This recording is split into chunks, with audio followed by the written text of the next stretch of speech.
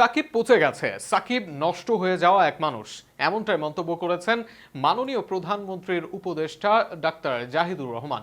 খেলোয়াড় হিসেবে সাকিব আল হাসান ভালো হলেও মানুষ হিসেবে নষ্ট, পচে যাওয়া এক মানুষ সাকিব, এমনই মন্তব্য করেছেন এই উপদেষ্টা। তার করা এই মন্তব্য নিয়ে থাকছে প্রতিবেদনে।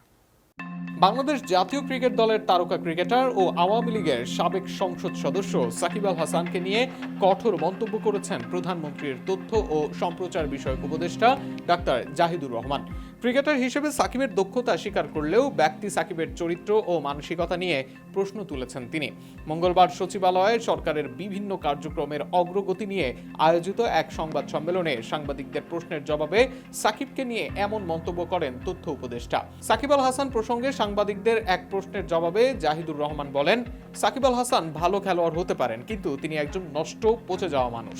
তবে নানা অভিযোগ ও আইনি জটিলতার মধ্যেও সাকিব দেশে ফিরতে চাইলে তাকে নিরাপত্তা দেওয়ার কথা জানিয়েছেন তথ্য উপদেষ্টা। তিনি বলেন, দেশে ফেরার পর সাকিবকে আদালতের মুখোমুখি হতে হবে এবং সেখানে তিনি আইনগত অধিকারও পাবেন।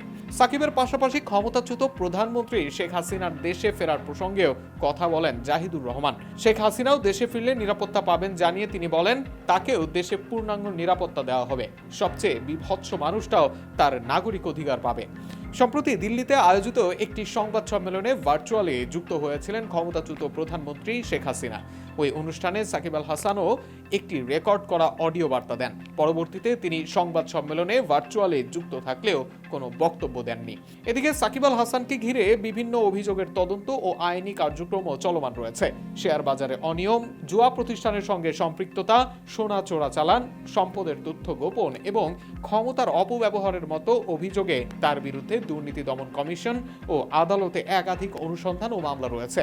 একই সঙ্গে বাংলাদেশ ফাইন্যান্সিয়াল ইন্টেলিজেন্স ইউনিট তার ব্যাংক হিসেব স্থগিত করেছে। সব মিলিয়ে ক্রিকেটীয় সাফল্যের পাশাপাশি সাম্প্রতিক সময়ে সাকিবের রাজনৈতিক ভূমিকা, বিভিন্ন অভিযোগ এবং দেশে ফেরার সম্ভাবনা ঘিরে নতুন করে আলোচনা তৈরি হয়েছে, যদিও বেশিরভাগই সাকিবের বিপক্ষেই।